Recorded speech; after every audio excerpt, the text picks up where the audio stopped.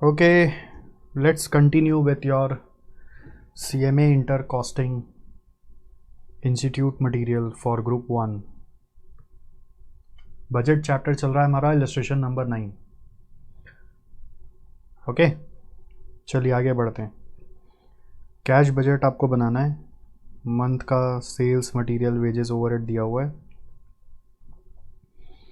Credit terms दिया हुआ है. सेल्स में 10% are on cash, 50% are credit sales are collected next month and the balance in the following month. Creditors यानी material 2 month credit पे है. Wages 1/4 month का credit है. ओवरहेड्स में हाफ मंथ का क्रेडिट है.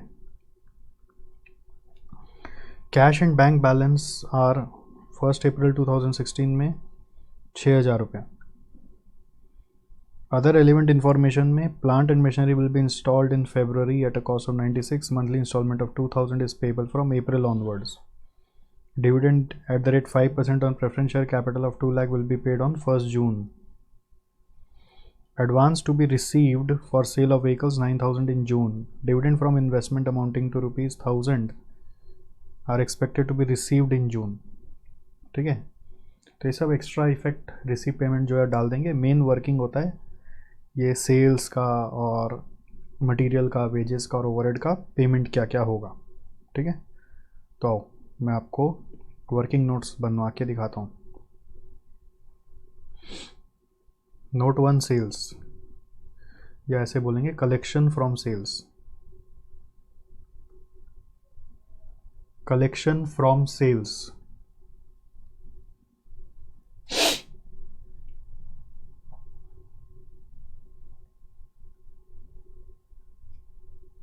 Feb, March, April, May, June का दिया हुआ. ठीक है, मैं सारा ही लिख दिया एक बार. हालांकि बजट पीरियड आपका 3 months ending 30 June. That means आपको अप्रैल, मई, जून का बनाना है. बट फेब, मार्च का कुछ हो सकता है ना, इफेक्ट आपका आगे पड़े, तो इसलिए फेब, मार्च भी ले लिया. तो सेल्स में पहले कैश सेल्स है जो क्वेश्चन में बोला 10%. सो 10% अगर हम लेंगे तो कितना आएगा. फेब में 1400, यहाँ 1500, 1600, 1700, 1800. तो क्रेडिट सेल्स आ जाएगा. बचा हुआ 90%, तो ये हो जाएगा 12,600. यहाँ आ जाएगा 13,500.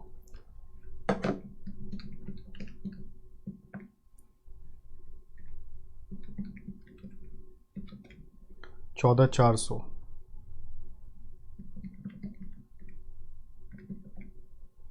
15,300. 16,200. अब कलेक्शन फ्रॉम क्रेडिट सेल्स.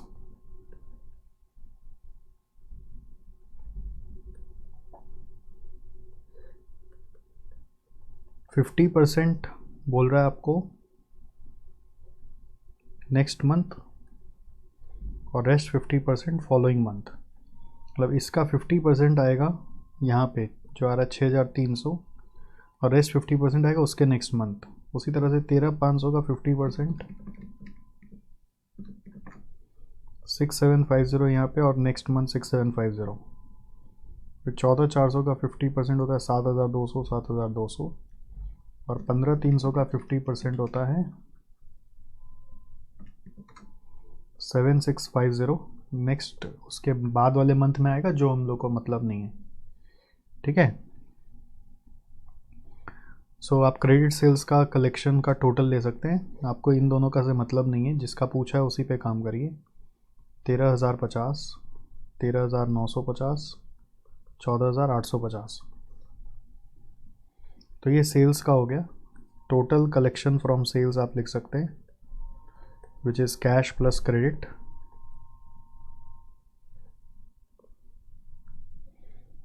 तो 1,600 प्लस 13,050 इज 14,650. 1,700 और 13,950 is 15,650. 1,800, 14,850 is 16,650.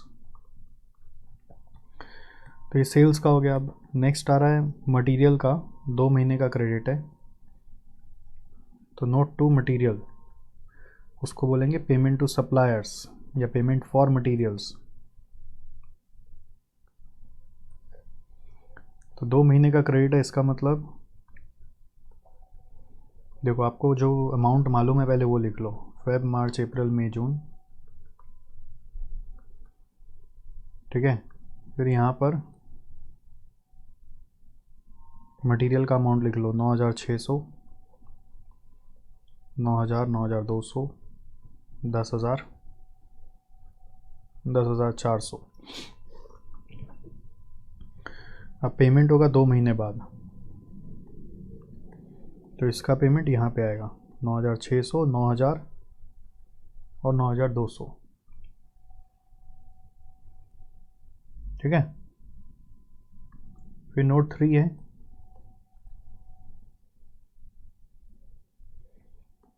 Payment for wages.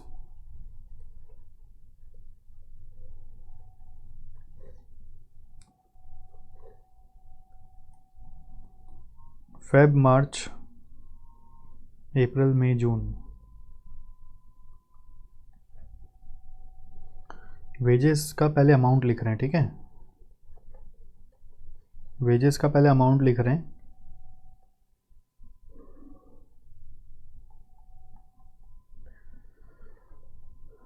Wages का अमाउंट है 3,000, 3,000, 3,200, 3,600, 4,000। अब इसका पेमेंट करना है।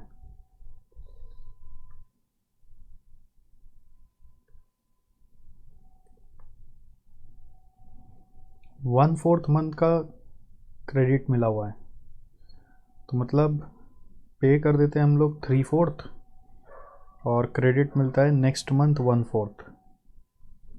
सेम मंथ 3/4 दे देंगे और नेक्स्ट मंथ में 1/4 देंगे। तो 3,000 का 3/4 कितना होता है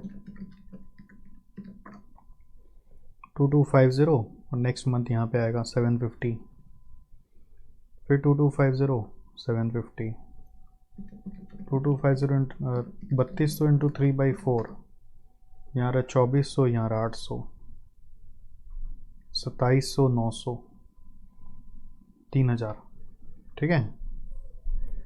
तो इसका जो भी अमाउंट है उसका 3/4 यहाँ पर और इसका 1/4 यहाँ पर, तो इन दोनों का हमको टोटल नहीं चाहिए। 3150, 3500, 3,900।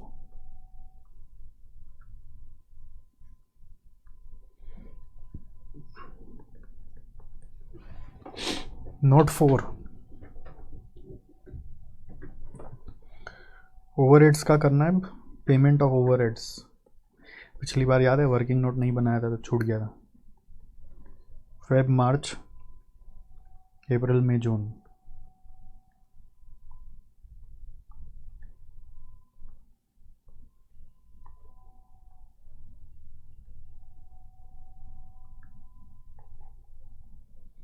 ओवरहेड्स में 1,700, 1,900, 2,000, 2,200, 2,300, उसका आधा महीना। तो पेड में सेम मंथ होगा आधा महीना, नेक्स्ट मंथ होगा आधा महीना। तो यहाँ 850, 850, 950, 950, 1,000, 1,000, ये 2,000 को 2 पार्ट में लिया, 1,100, 1,100, 1,150,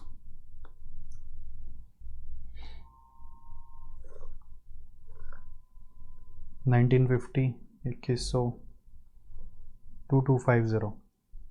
ओके, सो बस अब कैश बजट बन जाएगा ये वर्किंग बनने के बाद।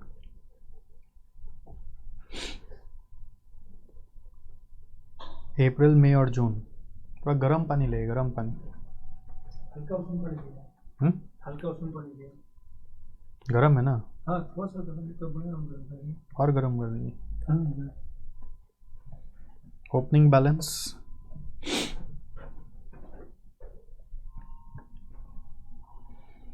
ओपनिंग बैलेंस है आपका 6,000, फिर ऐड रिसीट्स में सेल्स का दो पार्ट है, कैश और क्रेडिट का कलेक्शन। कैश सेल्स था आपका, या टोटल में कर ही लिया था ना, 14,650, 15,650, 16,650। सेल्स का टोटल ही लिखेंगे। Collection from sales 14,650, 15,650, 16,650। फिर आप अदर्स में जाके देखो और क्या क्या रिसीट होने वाला है।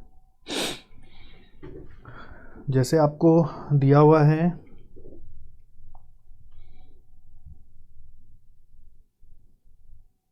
इंस्टॉलमेंट वाला, फिर यहाँ पे दिया हुआ है पेमेंट है, ये एडवांस रिसीव्ड है 9,000, और ये भी रिसीव है जून में, दोनों 1,000। सो यहाँ पे हम रिसीव में लिख देंगे advance for sale of vehicles June में 9,000, डिविडेंड ये है 1,000। रिसीट्स के बाद है पेमेंट्स।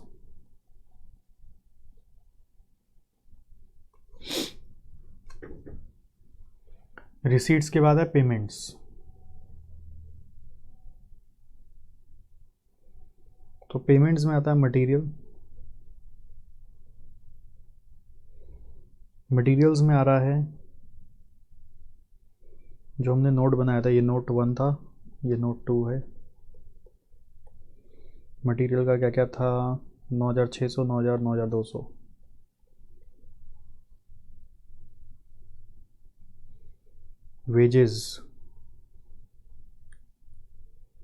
वेजेस में है नोट 3, 3150, 3500, 3,900।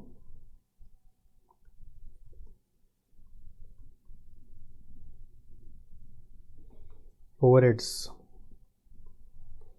नोट 4, 1950, 2100 और 2250।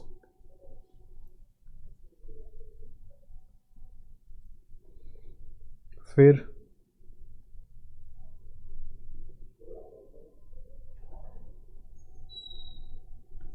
Payment of plant and machinery instalment 2,000 करके अप्रैल ऑनवर्ड्स। मास्क प्लांट एंड मशीनरी इंस्टॉलमेंट 2,000, 2,000, 2,000।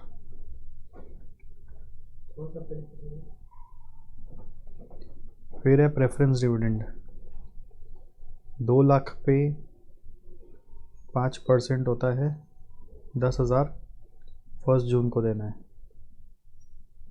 हो गया, बस अब आप क्लोजिंग बैलेंस निकाल देंगे और सब हो जाएगा। 6,000, 14,650, 9,600, 3,150, 1,950, 2,000। तो ये आ रहा 3,950।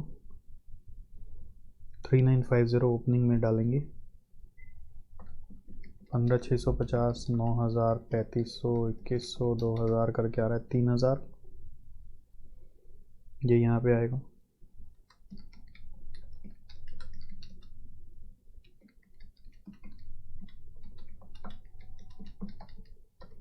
ये आ रहा है 2,300। ठीक है, तो ये सम खत्म हो गया।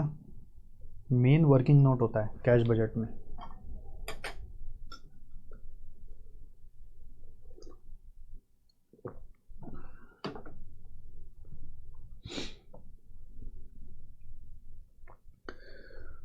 सो ये आपका है फ्लेक्सिबल बजट का क्वेश्चन।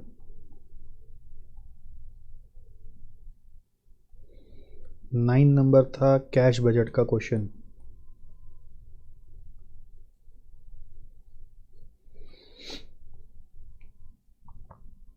फ्लेक्सिबल बजट में सब डिटेल दिया हुआ है 10,000 पे, आपको बोल रहा है 7 और 9 पे बनाओ,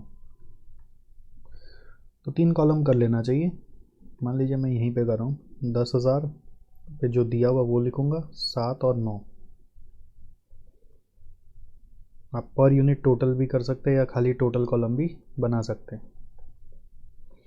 10,000 पे टोटल कॉलम बनाए, पर यूनिट दिया हुआ है, ठीक है। तो मटेरियल, डायरेक्ट मटेरियल है 48, कुछ चेंज करने बोला नहीं तो सब में 48 करके आएगा, आप टोटल करते चलो। डायरेक्ट लेबर 24, 24, 24, टोटल में अगर हम जाएंगे तो 4,80,000 होगा, सॉरी यहाँ पे 24 इंटू 10,000 करेंगे 240। वेरिएबल ओवरहेड का 20 रुपये करके दोनों में 20-20, यहाँ पे 2 लाख। फिक्स्ड ओवरहेड यहाँ पे टोटल लिख ही दिया है, 1,20,000 है, तो 1,20 सब में टोटल में सेम रहेगा, ठीक है। फिर आ रहा है वेरिएबल एक्सपेंसेस डायरेक्ट, तो उसका रेट है 4 रुपया, तो 4 इंटू 10,000 40,000, यहाँ पे भी 4, यहाँ पे भी 4।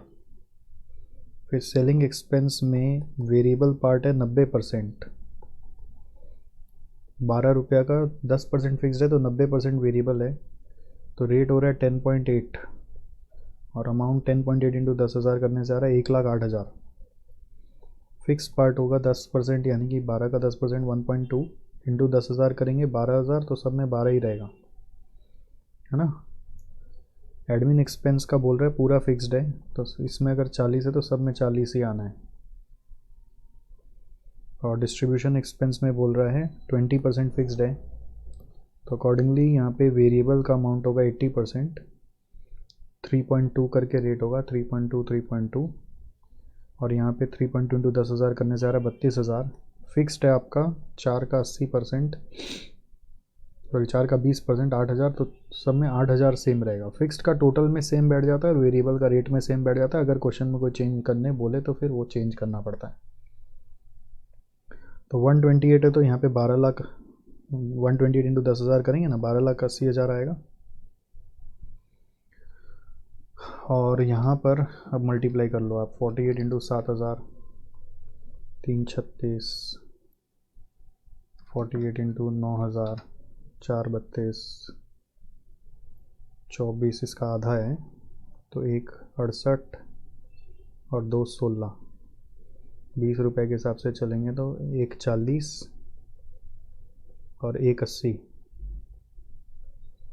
फिर यहाँ पे पर यूनिट निकाल सकते हो, 1,20,000, ज़रूरत नहीं है फिक्स्ड का पर यूनिट का, ज़रूरत भी नहीं है। वेरिएबल का 28,000, यहाँ पे 36,000, 10.8 इंटू 7,000 इज़ 75,600, 9,000 इज़ 97,200, और 3.2 इंटू 7,000 22,400, 9,000 इज़ 28,800। अब टोटल कर देंगे, 28,800, 8,000, 40, 12, 97,200, 36, 1,20,000, 1,80, 2,16, 4,32, सब मिला जुला के आ रहा है 1170।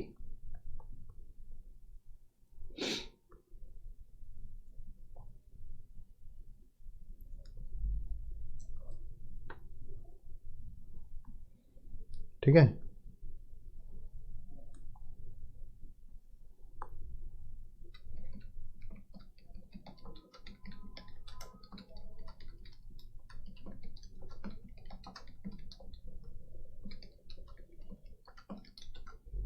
नौ 50।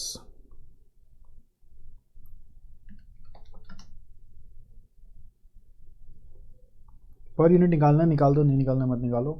अब इसका प्रेजेंटेशन अलग अलग तरीके से हो सकता है। एक, जैसे मैंने सारा कॉस्ट आपका जोड़ दिया in the format of cost sheet. दूसरा हो सकता है सारा फिक्स कॉस्ट अलग, सारा वेरिएबल कॉस्ट अलग। अगर सेल्स दिया होता है तो मार्जिनल कॉस्टिंग का फॉर्मेट फॉलो हो सकता है।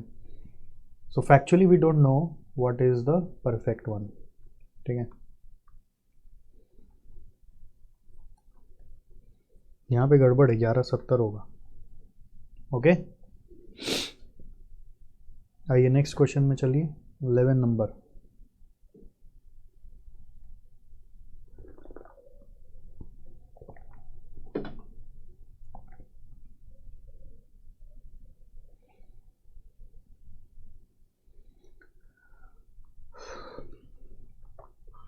Flexible budget.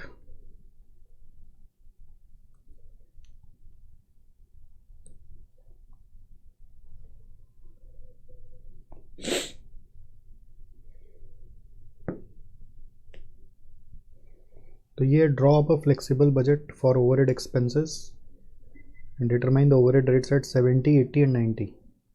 ये ओवरहेड एक्सपेंस का ही बजट है। तो 80 पे दिया हुआ है, आपको 70 पे करना है और 90 पे करना है।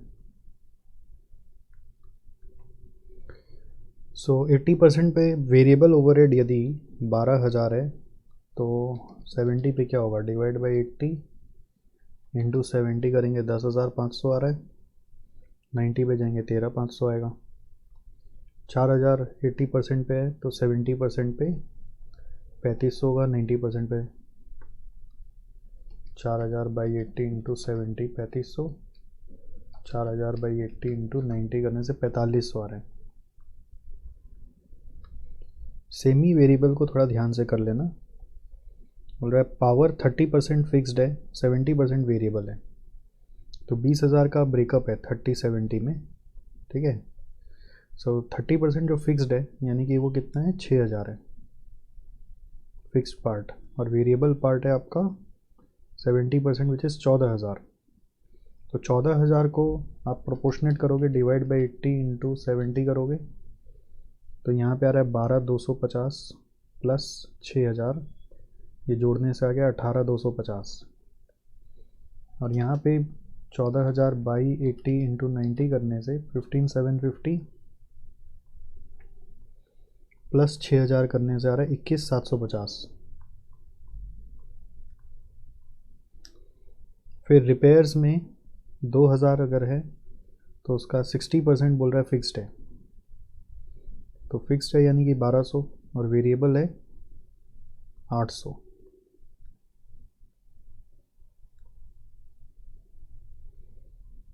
सो 1,200 प्लस 800 बाई 80 इंटू 70 करने से आ रहा है 700। 1,900 और 2,100। 1,200 प्लस 800 बाई 80 इंटू 90 करने से आ रहा है 900। तो ये हो रहा है 2,100, ठीक है। फिर आ रहा है फिक्स्ड ओवरहेड, तो सारा सेम ही रहेगा। तो ये कॉपी कर लेंगे 11, 3, 10, 11, 3, 10। अब आपको भी एग्ज़ाम में ऐसे ब्रेक करके ही करना है, ये दोनों एक साथ, ये दोनों एक साथ, ये तीनों एक साथ। देखो टोटल क्या आ रहा है, इसका तो टोटल मालूम है।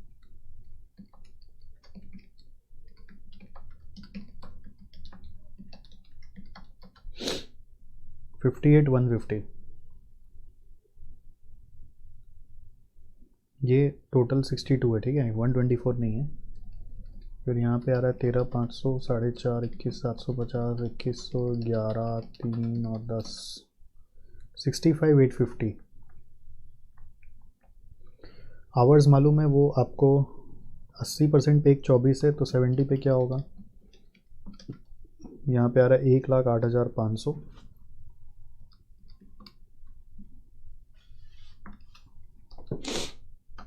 और यहाँ पे आ रहा है 124 बाई 80 इंटू 90 करके 139,500। सो ओवरहेड रेट निकालने बोला है ना, तो आप डिवाइड कर दोगे, टोटल ओवरहेड आ गया, overhead rate per hour. So 58,150 by 108,500 करके आ रहा है 0.536 या 5.4 भी बोल सकते हैं। यहाँ है 0.5। देखो जैसे जैसे ज़्यादा कैपेसिटी यूज़ होता है, फिक्स्ड ओवरहेड के मौजूद होने के कारण रेट पर आवर कम होते जाता है, ठीक है।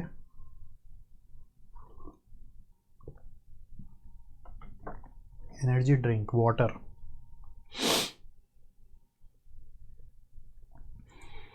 ट्वेल्व नंबर में आ जाओ। कौन सा बजट बनाने तो नहीं लिखा, बस बजट बनाना है। एक्चुअल दिया हुआ है, from the following information relating to 14 and conditions expected to prevail in 15 prepare budget for 15, ठीक है। 14 का एक्चुअल्स दिया हुआ है, 15 का प्रॉस्पेक्ट्स दिया हुआ है, सेल्स चेंज हो गया है। सो मटेरियल कॉस्ट बोल रहा है 5% इंक्रीज़ हो जाएगा, वेजेस बोल रहा है 10% इंक्रीज़ होगा, एडिशनल ये नया चीज़ है। 5% इंक्रीज़ इन प्रोडक्टिविटी का क्या करना है, इसको ठीक से सीखना होगा। एडिशनल प्लांट लगेगा तो ये आपका एडिशनल फिक्स कॉस्ट है, उसका 10% डेप्रिसिएशन लेना है, इसका खाली डेप्रिसिएशन लेना है, ठीक है। That's it. तो बजट बनाते हैं।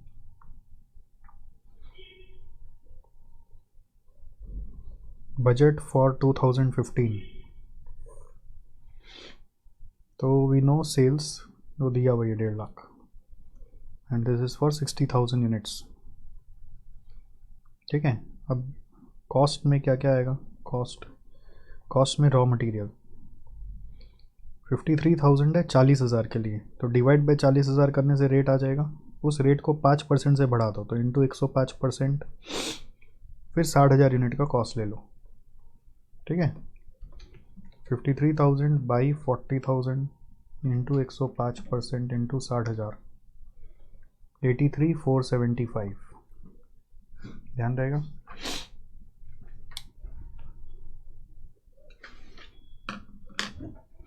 ऐसे ही वेजेस का करना है, बट वेजेस में देखो अगर खाली इंक्रीज इन रेट बोला होता तो कैसे होता, वेजेस दिया हुआ आपको 11,000 एंड दैट इज़ फॉर 40,000, तो इंटू रेट बढ़ाना है 110% इंटू 60,000, ये खाली रेट।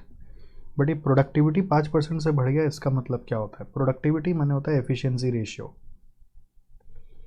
प्रोडक्टिविटी मतलब होता है एफिशिएंसी। एफिशिएंसी का मतलब होता है कि अगर वो 5% से बढ़ गया तो मतलब पहले 100 था तो भी 105 हो गया। एफिशिएंसी बढ़ने से कॉस्ट कम लगेगा, यानी जो स्टैंडर्ड कॉस्ट है डिवाइड बाय एक्चुअल कॉस्ट करके एफिशिएंसी रेशियो आता है वो हो गया 105%। स्टैंडर्ड कॉस्ट मतलब जो आपका 2014 का कॉस्ट है, बाई एक्चुअल कॉस्ट मतलब जिसका आप वर्किंग कर रहे हैं। तो 2014 का कॉस्ट यदि मेरा 11,000 है पर यूनिट पे, अगर हम करें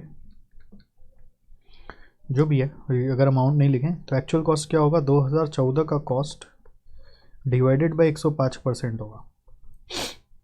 इसको समझने का कोशिश करो, डिवाइडेड बाई 105% होगा। अगर आपको ये एफिशिएंसी का इक्वेशन याद रहता है तो आपका काम हो जाएगा ना। Standard cost by actual cost is efficiency ratio, normally hour से भी होता है, standard hour by actual hour is efficiency ratio. अब आवर नहीं मालूम है तो हम कॉस्ट मान लीजिए दोनों का रेट सेम है तो कॉस्ट पकड़ के करना पड़ेगा, ठीक है। वेज रेट तो मालूम नहीं है ना कि आप आवर निकाल सकते हो, तो आवर को भूल जाइए, आप कॉस्ट पे करिए कि पुराना कॉस्ट जो लगता था और नया कॉस्ट जो लगेगा उसमें एफिशिएंसी रेशियो 105% की है। इसका मतलब नया कॉस्ट यानी एक्चुअल कॉस्ट विल बी पुराना कॉस्ट का डिवाइड बाई 105%। तो इसका मतलब क्या होगा, यहाँ पर आप इंटू 1/105% करेंगे जो आपका नया कॉस्ट आने वाला है, ठीक है, डिवाइडेड बाई 105% करेंगे। सो 11,000 बाई 40,000 इंटू 110% इंटू 60,000 बाई 105%, ये करके फिगर आ रहा है 17,285।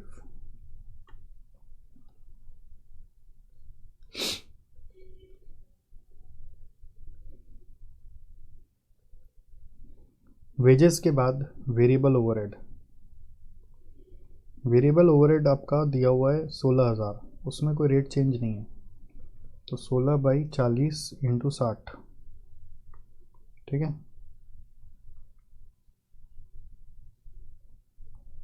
तो ये आ रहा है 24। फिर आपका कॉस्ट के बाद फिक्स्ड ओवरहेड है, फिक्स्ड ओवरहेड में कोई चेंज बोला नहीं है तो वो एज इट इज़ आपका आ जाना चाहिए। फिक्स्ड ओवरहेड कितना दिया हुआ है, 10,000 दिया हुआ है, ठीक है। फिक्स्ड ओवरहेड आपका 10,000 जो है वो एज इट इज़ रहेगा, उसके साथ आपका ये जो 37,000 का नया मशीन आ रहा है उसका 10% डेप्रिसिएशन भी आएगा, तो इट विल बी 10,000 जो है वो रहेगा प्लस 37,000 पे डेप्रिसिएशन 10%, तो ये आ रहा है आपका 13,700। तो इससे आपका रिजल्ट आ जाएगा 83,475, 17,285, 24,000, 13,700, ये सारा कॉस्ट हो गया। टोटल कॉस्ट आ रहा है 138,460 माइनस 1.5 लाख करेंगे तो 11,540, ये हो गया आपका प्रॉफिट, ठीक है। सो कौन सा बजट बनाया हमने एक्चुअली 40 के बेस पे 60 का बजट बनाया, तो एक तरह से फ्लेक्सिबल बजट ही हुआ। 40 को देख के 60 का बजट बनाया। बट इस सब में नया था ये प्रोडक्टिविटी वाला पार्ट। तो ऐसे नया नया पार्ट को हाईलाइट करो जिससे नेक्स्ट टाइम पूरा पूरा कौन देखेगा, सिर्फ प्रोडक्टिविटी देखने से हो जाएगा। तो यहाँ पे ट्रीटमेंट भी नया क्या हुआ उसका वो भी पकड़ने का कोशिश करो।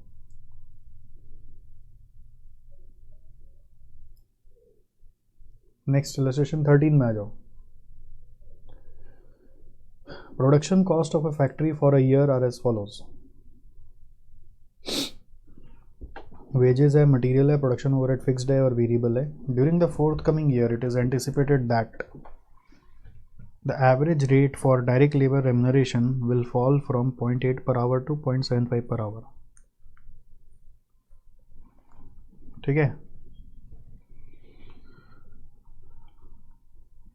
लेबर रेट बोल रहा है घट जाएगा, एफिशिएंसी घट जाएगा। ये वही एफिशिएंसी वाला सम आ गया वापस। प्रोडक्टिविटी एफिशिएंसी एक ही है बट इस बार रिड्यूस हो जाएगा, मतलब एफिशिएंसी 95% हो जाएगा। Price per unit of material and of other materials and services which comprise overheads will remain unchanged। ठीक है, production in the coming year will increase by 33 1/3%, drop a production cost budget। So last year production कितना था उसका units नहीं बोला, units के जगह ये capacity दे दिया। कोई बात नहीं, तो आप ये रेशियो को पकड़ के चलेंगे। जैसे यूनिट्स दिया होता तो क्या होता, डिवाइड बाई 40 इंटू 60, अभी बस इंटू 133.33% करेंगे। ठीक है, तो पहले अगर हम डायरेक्ट वेजेस कोई करें जो दिया हुआ आपको 80,000, उसके लिए क्या बोल रहा है, विल फॉल फ्रॉम 0.8 टू 0.75। तो ये जो रेट था ये 0.8 के हिसाब से था, तो डिवाइड बाई 0.8 नया रेट हो गया 0.75। एफिशिएंसी घट गई है 5% से, तो वही केस हो गया, efficiency ratio is equal to standard by actual, और ये 95% is equal to standard by actual. So actual is equal to standard by 95%। So actual अब डिवाइड बाई 95% करना पड़ेगा। एफिशिएंसी कम होने से डिवाइड बाई 95%, एफिशिएंसी बढ़ने से डिवाइड बाई 105%। ठीक है, तो इससे आपका जो आंसर आएगा उसमें फिर 133.33% आप मल्टीप्लाई करेंगे because of increase in volume. तो 80,000 divide by 0.8 into 0.75 divide by 95% into 133.33% करके आ रहा है 105,263। फिर आ रहा है डायरेक्ट मटेरियल, उसका 1,20,000 है, उसमें रेट का चेंज करने नहीं बोला है। ठीक है, मेन वापस वही है जस्ट लाइक क्वेश्चन नंबर 12 है। और मटेरियल में सिर्फ वॉल्यूम का इफेक्ट आ जाएगा, तो ये आ रहा है 1,60,000। फिर फिक्स्ड ओवरहेड का कुछ नहीं होना है, वो सेम रहेगा, अनचेंज बोला ही है। वेरिएबल ओवरहेड का भी खाली वॉल्यूम का फ़र्क आ जाएगा, 60,000 इंटू 133.33, तो ये आ रहा है 80,000। सब जोड़ के क्या आ रहा है देखो, 385,263, 385,263, this is your total production cost.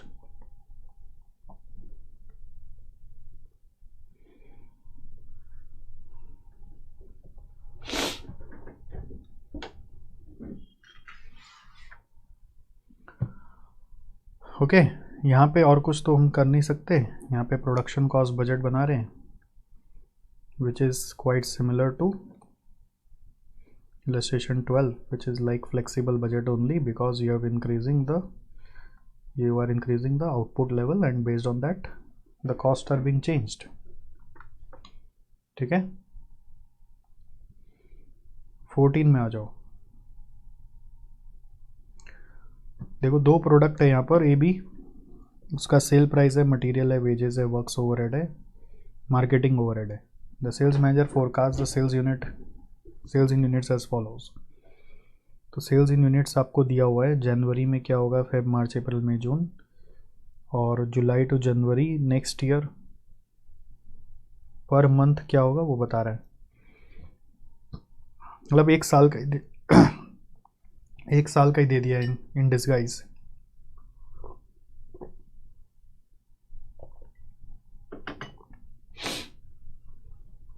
It is assumed that there will be no work in progress at the end of any month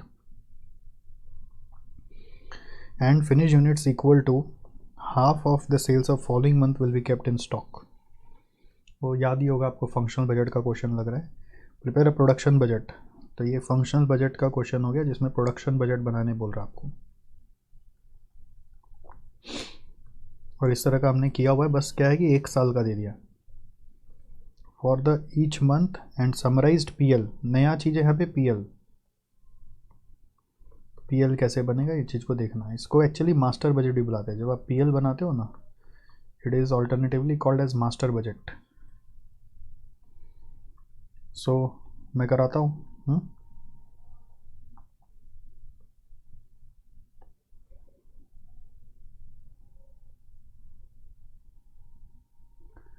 so sales हमें मालूम है,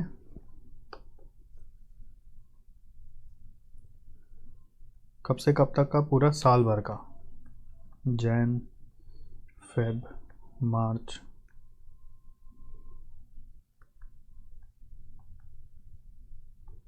अप्रैल मई जून जुलाई अगस्त सितंबर अक्टूबर नवंबर दिसंबर। सो सेल्स अपने लिखते हैं पहले जो दिया हुआ एज इट इज़। अब इसमें चक्कर क्या है कि दो प्रोडक्ट का दिया हुआ है तो दोनों प्रोडक्ट का अलग अलग करना पड़ेगा। पहले प्रोडक्ट ए का करेंगे, तो प्रोडक्ट ए का सेल्स है 28 28 24 20 16 16 और फिर जुलाई से बोल रहे सब में 18। ठीक है, फिर ऐड क्लोजिंग स्टॉक बोला है half the sales for the following month, तो उसका नेक्स्ट मंथ का आधा, 14 12 10 8 8 9, इसका आधा 9 9 9 9 9 9 9। नहीं, दिसंबर का क्या होना चाहिए बताओ। जुलाई टू जनवरी नेक्स्ट मंथ बोल दिया। देखो यहाँ पे अच्छा चीज़ किया, जुलाई टू जनवरी तक का ही दे दिया, तो इसलिए दिसंबर भी हो जाएगा अभी 9, नहीं तो लास्ट मंथ कट जाता है। ठीक है, 50% ऑफ जनवरी भी आपको मालूम है, इसलिए आप इसको 9 ले पाए। ओपनिंग स्टॉक जनवरी का नहीं बताया, बताया क्या? नहीं बताया, तो वो आप पता कर लेंगे ना, जैसे वही रूल चल रहा होगा। तो दिसंबर का क्लोजिंग स्टॉक इसका आधा बोल के आया होगा, ये 50% आया होगा, तो उस लॉजिक से यहाँ पे ये 14 आ जाएगा। और next closing stock opening stock बनेगा 14 12 10 8 8 फिर 9 9 9 9 9 9। तो इससे आ जाएगी प्रोडक्शन 28 26 22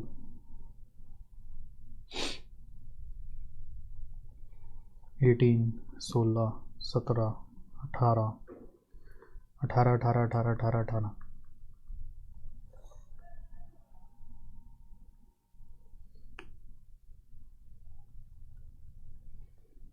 प्रोडक्ट बी में सेल्स 10 12 16 20 24 24 20 20 20 20 20 20। क्लोजिंग स्टॉक 6 8 10 12 12 10, इसका आधा 10 10 10 10 10, और जनवरी का भी 20 होने के कारण 10 ही होगा, लेस ओपनिंग स्टॉक। सो इसका आधा आपका यहाँ पे रहा होगा, है ना, तो अकॉर्डिंगली ये आएगा 5, फिर आएगा ये कैरी फॉरवर्ड हो गया 6 8 10 12 12 10 10 10 10 10 10 10। सो दैट वे यहाँ पर आ जाएगा 6 माइनस 5 करके 1 होता है, तो 11, 2 plus 12 14, 18, 22, 24, 22, 20, 20, 20, 20, 20, 20।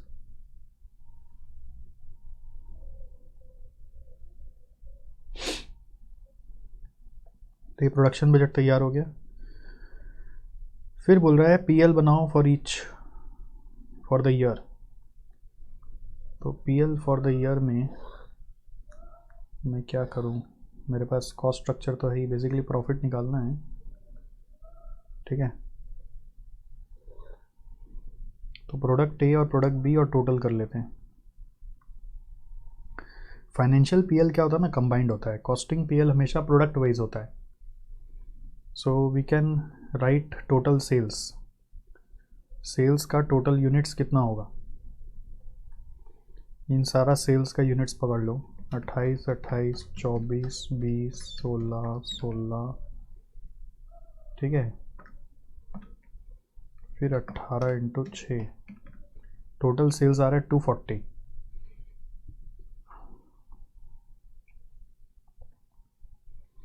At the rate 100 rupees दिया हुआ है तो 24,000। उसी तरह से इसमें क्या होगा, 10, 12, 16, 20, 24, 24 और 120।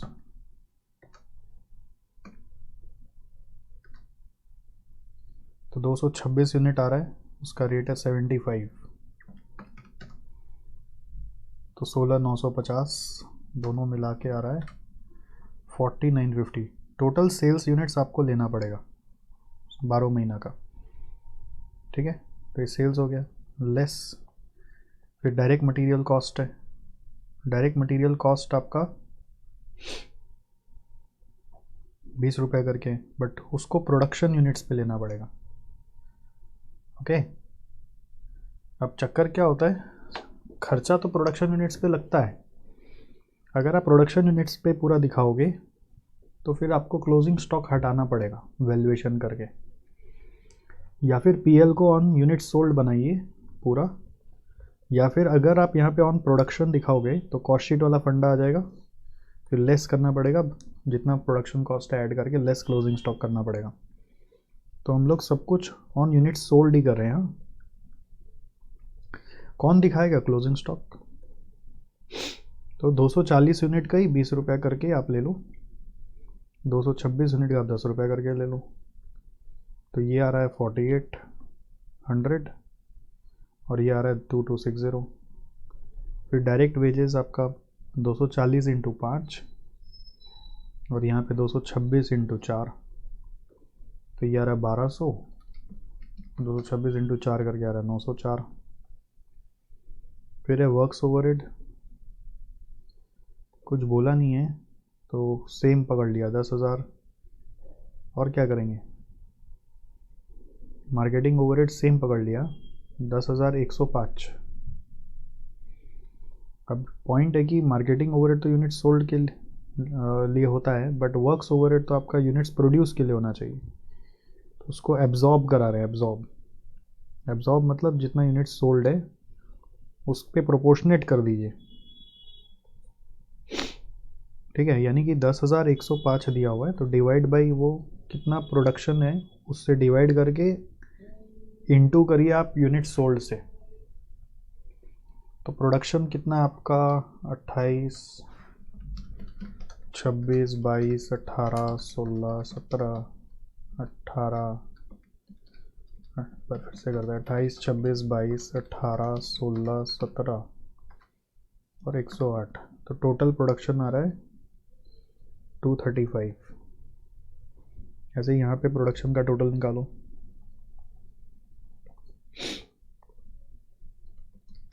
11, 14, 18, 22, 24, 22 और 120।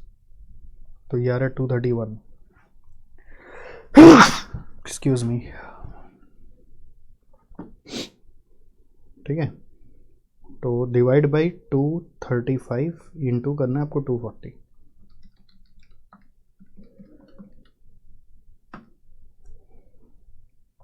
This is coming 10,320।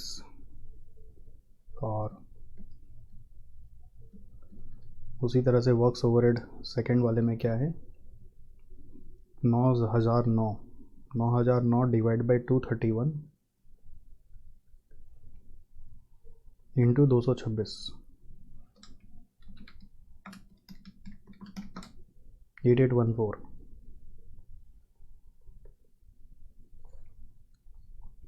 और एक मार्केटिंग ओवरहेड है।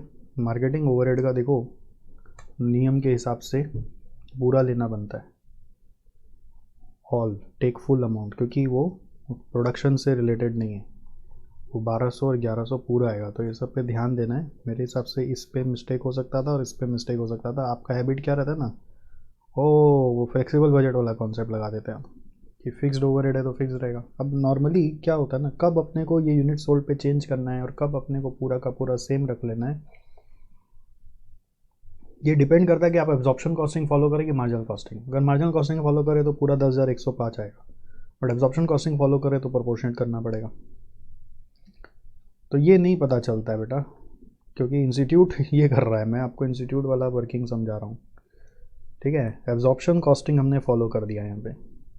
क्वेश्चन में तो लिखा नहीं है कि मार्जिनल कॉस्टिंग से करो, फ्लेक्सिबल बजट होता तो अपने मार्जिनल कॉस्टिंग भी करते हैं। तो मुझे लगता है आप अगर मार्जिनल कॉस्टिंग से करेंगे तो मैं लिख देता हूँ यहाँ पे, if marginal costing followed then take full amount of works overhead.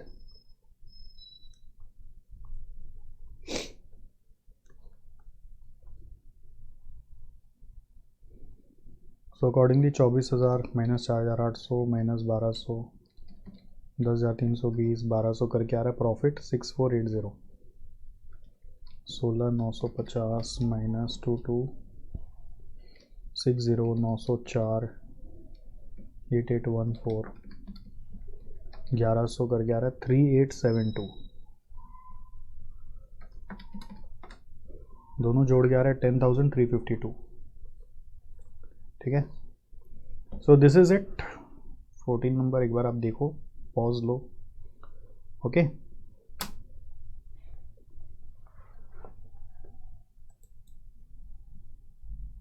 आइए नेक्स्ट क्वेश्चन में चलते हैं। क्वेश्चन नंबर 15 क्या पूछा है इसमें, 3 आर्टिकल बनता है XYZ, 2 कॉस्ट सेंटर से वो पास करता है AB, सेल्स बजट आपको दिया हुआ है, ठीक है। तो sales, opening stock, closing stock दिया हुआ है, तो इससे आपका प्रोडक्शन निकल आएगा। मान लेते हैं क्लोजिंग स्टॉक पहले निकालना होगा, इक्वल टू 2 मंथ सेल्स। तो ये एनुअल दिया हुआ है, 2 मंथ का कितना आएगा, 4,800 इंटू 2/12, 800 400 400। तो इससे प्रोडक्शन बजट तैयार हो गया मेरा, ये प्रोडक्शन बजट है, ठीक है।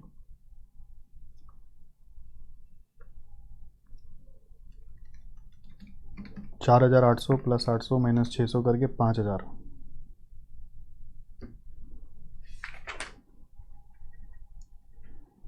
फिर 2,500, फिर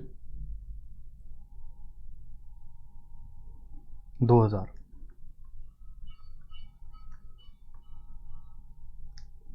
ठीक है।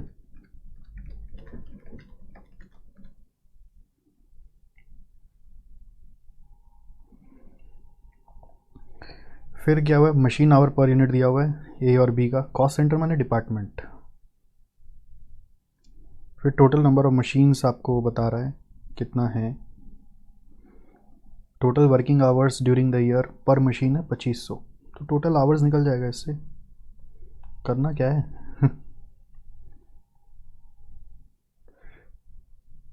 Compile a statement for budgeted machine utilisation, ठीक है। मशीन यूटिलाइजेशन कितना होगा वो आपको पता करना है। So for this machine utilisation budget बन रहा है, एक नया बजट है, जैसे फंक्शनल बजट बनता है उसी तरह machine utilisation budget, it's just like your material consumption budget. Production budget मालूम है, तो उसके लिए कितना आवर्स आपको यूज़ होगा वो आप निकाल दो। आवर्स रिक्वायर्ड फॉर प्रोडक्शन, ठीक है। 2 डिपार्टमेंट ए बी, प्रोडक्ट 3 है XYZ, तो 30 इंटू 5000 1.5 लाख, 70 इंटू 5000 3.5 लाख, फिर 200 इंटू, ये पर यूनिट है, ठीक है, 200 इंटू 2500 करेंगे 5 लाख,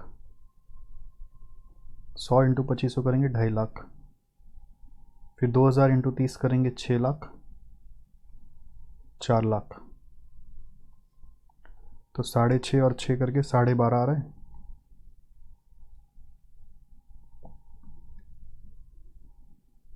और यहाँ पे आ रहा है 6 और 4 करके 10 लाख।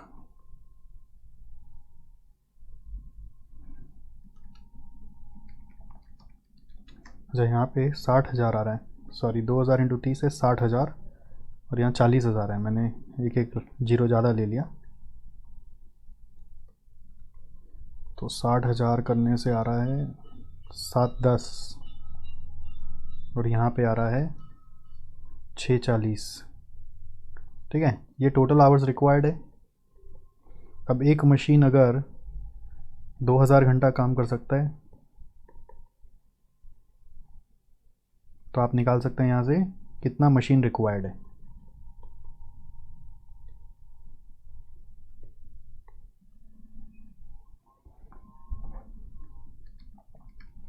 $7,10,000 बाई 2000 करने से आ रहा है 355, और ये आ रहा है 320,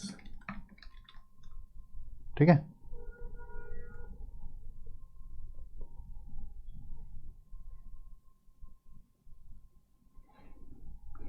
नंबर ऑफ मशीन अवेलेबल आपको पता है, टोटल नंबर ऑफ मशीन्स, तो हालांकि इंस्टीट्यूट ने वर्किंग नहीं दिखाया हुआ है, दिखाया हुआ है, ठीक है। 2000 से अगर हम डिवाइड करेंगे, 2500 है, आई एम सो सॉरी, मैं 2000 क्यों ले लिया हमको पता ही नहीं, मैं 2000 ही पढ़ा था शुरू से ही, ये प्रैक्टिस करते करते समझ में आता है। 640 बाई 2500 करने से 256, ये मैच हो गया, मशीन अवेलेबल भी मैच हो गया। मैं ये बोलना चाह रहा था, हो सकता था कि आपका मशीन अवेलेबल कम होता ज़्यादा होता तो आप बोलते वेरिएंस आ रहा है, बस यही ज़्यादा से ज़्यादा कर सकते थे, तो आपको इसका कोई यूज़ नहीं आया, नो यूज़। इसका यूज़ कब आता, इफ़ मशीन रिक्वायर्ड मैच नहीं होता, was not equal to machine available, तो आप उसको difference could be shown, variance could be shown, difference माने वेरिएंस कुड बी शोन। यह हालांकि यहाँ पे ज़रूरत नहीं पड़ा, बट अगर होता तो हम कर सकते थे, हम बोल सकते थे कि इतना प्रोडक्शन करना पॉसिबल ही नहीं दिख रहा क्योंकि मशीन नहीं है आपके पास, ठीक है।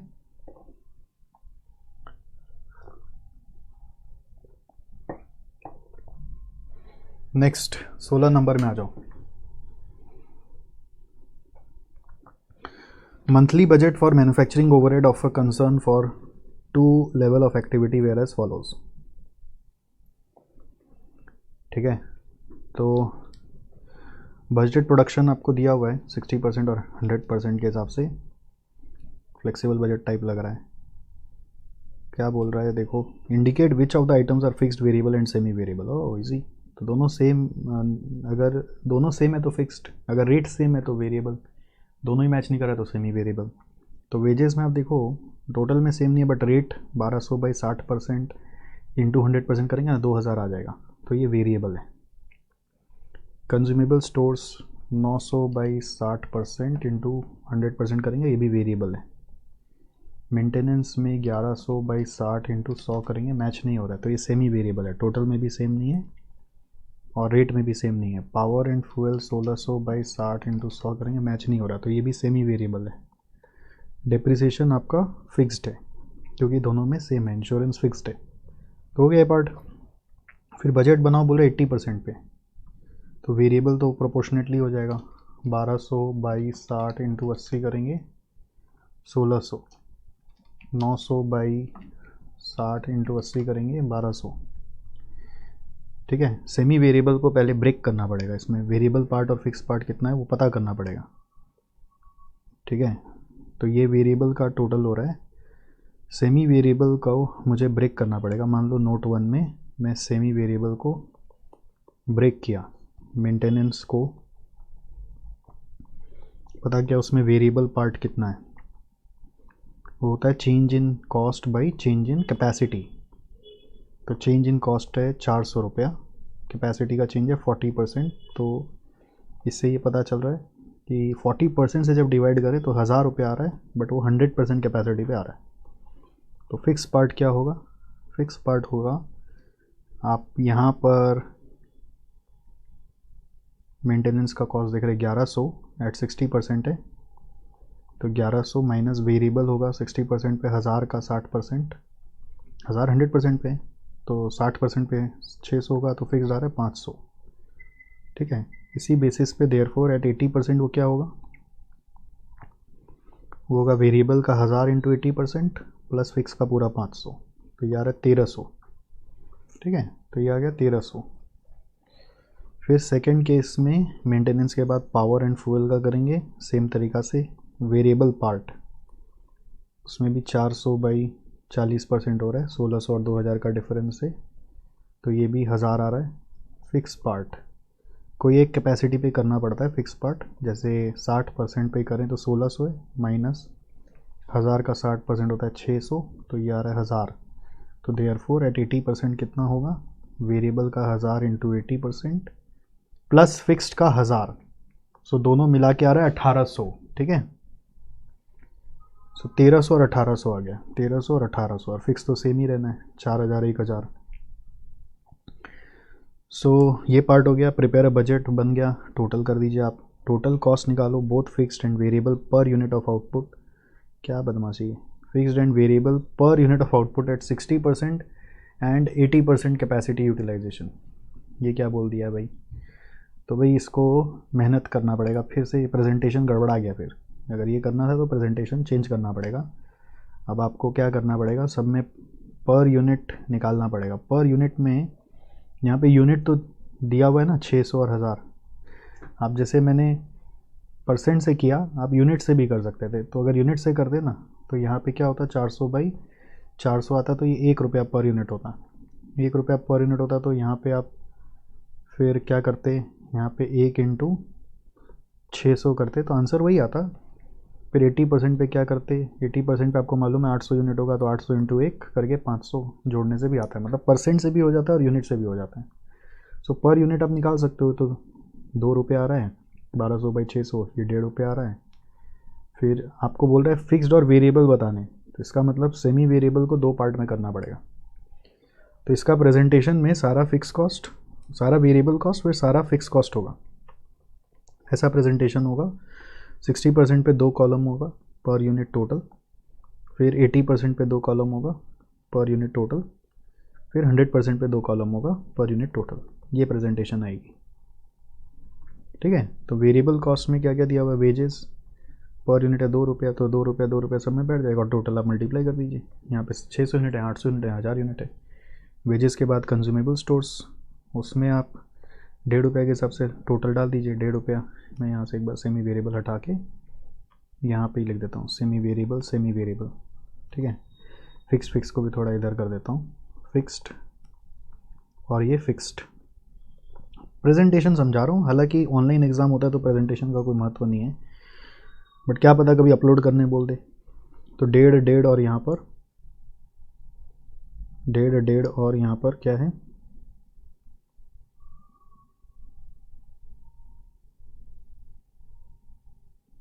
यहाँ पे 1.5।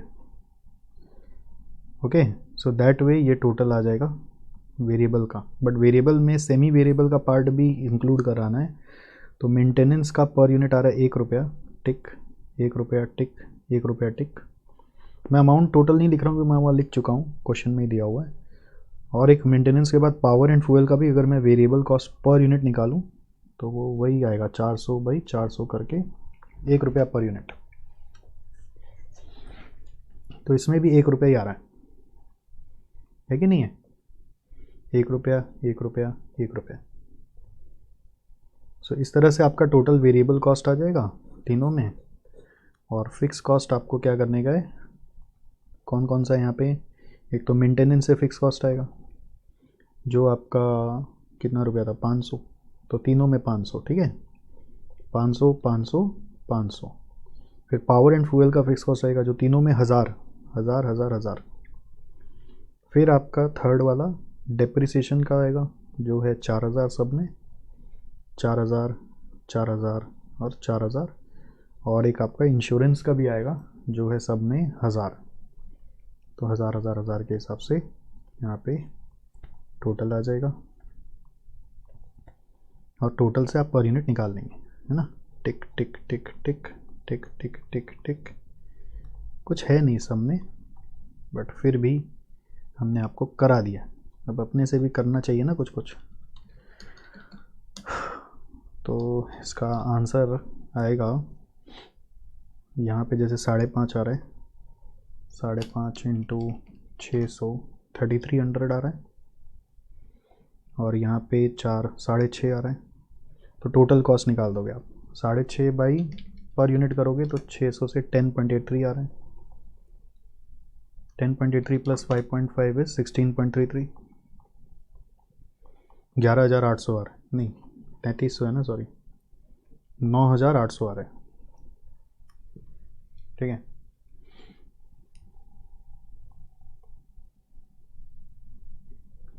तो 2 3 4 5.5, फिर टिक,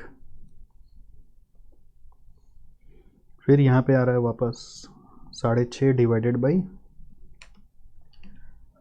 800, तो ये आ रहा है 8.125।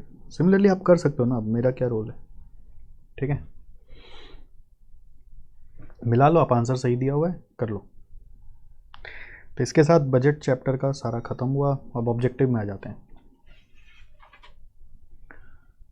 देखो पहला क्वेश्चन क्या है, budgets are shown in qualitative quantitative materialistic, तो इसका आंसर क्या होगा, इसका आंसर है डी। नॉर्मली बच्चा लोग क्वांटिटेटिव मार्क करता है, तो ये क्वेश्चन को थोड़ा ध्यान से देख लेना। विच of the following is not an element of master budget, master budget में सब आ जाता है, ठीक है, बट फिर भी मास्टर बजट में क्या नहीं आएगा, इसका आंसर है प्रोडक्शन शेड्यूल। प्रोडक्शन शेड्यूल है, प्रोडक्शन बजट नहीं है, ध्यान रखना, it is not production budget. अगर प्रोडक्शन बजट होता तो इंक्लूड होता है। शेड्यूल मतलब कौन सा पहले बनाएंगे कौन सा बाद में बनाएंगे, ऑपरेशन मैनेजमेंट में आप सीखते हो ना, scheduling chapter. Which of the following is not a potential benefit of using a budget, enhance coordination true is a benefit, more motivated is a benefit, improved inter departmental communication is a benefit, more accurate external financial statement, this is not a benefit, not a benefit because financial statements have nothing to do with budget, budgets are internal document.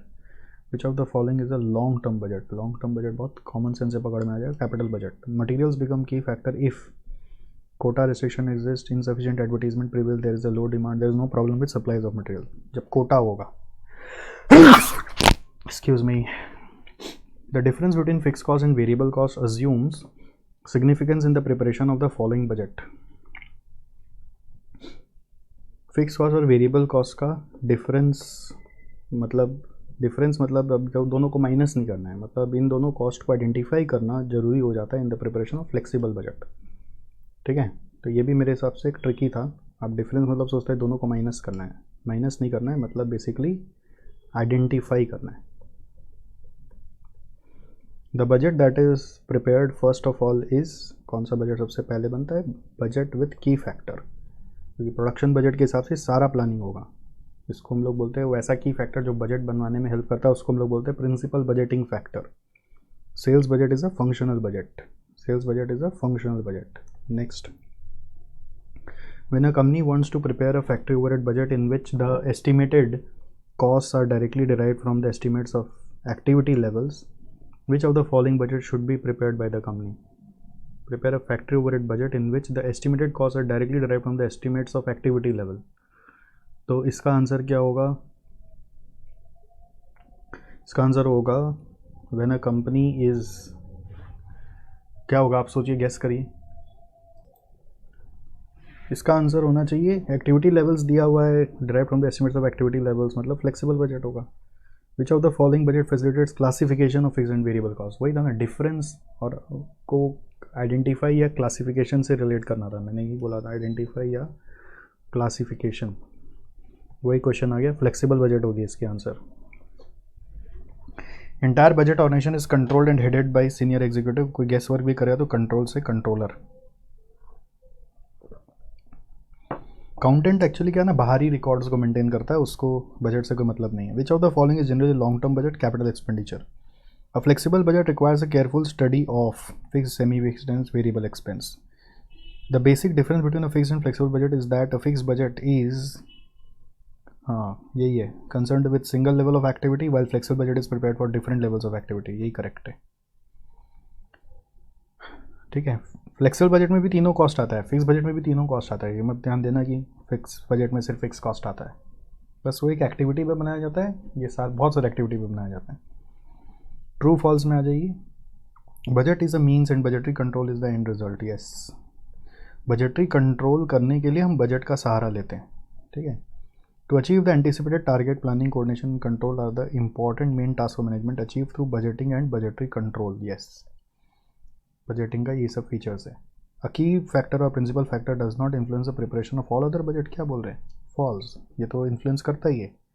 Budgetary control does not facilitate introduction of management by exception, false. Management by exception का मतलब होता है कि budget आप जब बनाते हो उसको एक्चुअल से कंपेयर करते हो, उसका वेरिएंस आता है, वेरिएंस को आप एनालाइज करते हो, उसमें कोई एक्सेप्शन मिलता है तो आप उस पर एक्शन लेते हो। बजट बनाने का मतलब यही है कि जहाँ गड़बड़ आया हम उस पर एक्शन लेंगे। मैनेजमेंट बाय एक्सेप्शन का मतलब है कि सब चीज़ पे कितना ध्यान देंगे, जो एक्सेप्शन होगा उस पर ध्यान देंगे। तो डज नॉट फैसिलिटेट रॉन्ग बोला है, फैसिलिटेट करता है, स्टैंडर्ड कॉस्टिंग और बजट एक्सेप्शन क्रिएट करने में हेल्प करता है। Generally budgets are prepare to coincide with the financial year so that the comparison of actual performance with budget estimates would facilitate better implementation and understanding. True. A flexible budget is one which changes from year to year. No. It changes from, changes से आप उकसा जाते हैं, changes, हाँ हाँ सही है, but from activity to activity answer होगा। Units उसको चेंज करता है, ईयर चेंज नहीं करता।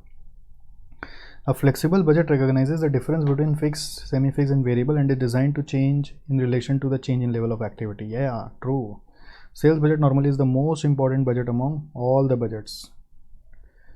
अब इसका आंसर कई लोग ट्रू बोलेगा, कई लोग फॉल्स बोलेगा, बट इंस्टीट्यूट जो बोला है उसको फॉलो करो।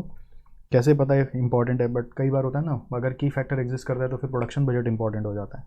Principal factor is the starting point for the preparation of various budget, true. दोनों कॉन्ट्राडिक्ट कर रहा है ना एक दूसरे से, बट जो इंस्टीट्यूट बोला है वो जिंदाबाद। A budget manual is the summary of all functional budget, false. Manual gives you the instructions to prepare the budget. Who will prepare the budget, when the budget should be prepared, by what time, that is the role of manual. Budgets are, क्या है नहीं पढ़ा हो तो, action plans. The key factor in a budget does not remain the same every year. Cash budget is a part of functional budget. Dash budgets are subsidiary to master budget. कौन सा budget? Functional budgets होगा, 2 बार master लिखा हुआ है, functional budget, ठीक है। Leads to budgeting and budgeting leads to budgetary control, अरे बाप रे बाप, इसका आंसर क्या होगा, नहीं पढ़ा हो तो कर ही नहीं पाए, फोरकास्टिंग, ठीक है। Forecasting leads to budgeting and budgeting leads to budgetary control. तो सब जो नया नया मिल रहा है उसको मार्क करते जाओ। हाँ, मेरे हिसाब से ये भी नया है। Control involves checking and evaluation of actual performance, तो ये तो ऑब्वियस है, बजटरी कंट्रोल में चल रहा है, तो एग्जाम में क्या होगा पता नहीं है, बट अभी तो ऑब्वियस था। Document which describes budgeting organisation procedure is called as budget manual, अभी मैं बता रहा था ना, manual. A budget is a dash to management, क्या है ये भी नहीं बता सकता कोई, नहीं किया हो तो, aid to management. The principal budget factor for consumer goods manufacture is normally, ये भी कोई नहीं बता सकता, सेल्स डिमांड होगा इसका answer. A budget is a projected plan of action in qualitative and quantitative बोल सकते हैं, या फिर physical units and monetary terms बोलना पड़ेगा।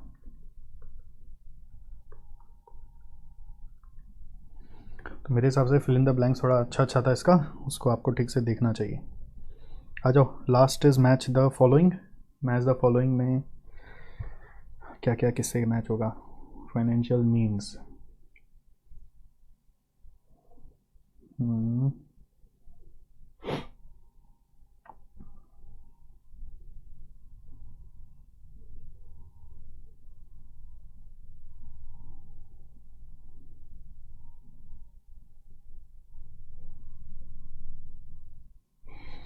जैसे budget is prepared for a specified period which is a longer period budget, ये capital expenditure.